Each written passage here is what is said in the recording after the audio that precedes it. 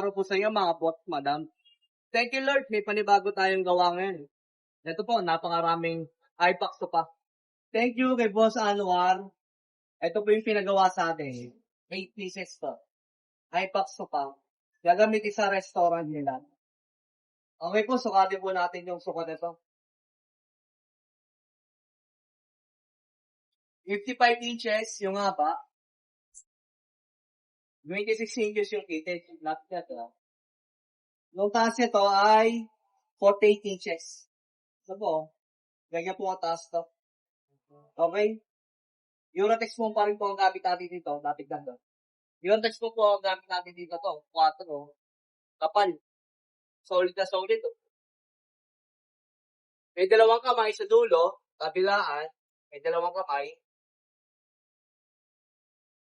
Makapal yung kamay na pinagawa ni boss. Ang ginamit naman natin pa ay wood. Solid wood. Merong pintura na dark brown. Pinatong lang natin sa kulay ng sopa. Okay. Ang pinagawa niya, plain lang, oh. Walang button para malinis. Plain lang. Plain lang din yung sopa. Yun, napakasimple.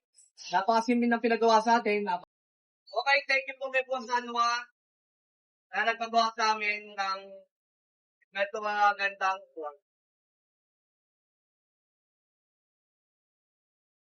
Yan, quality.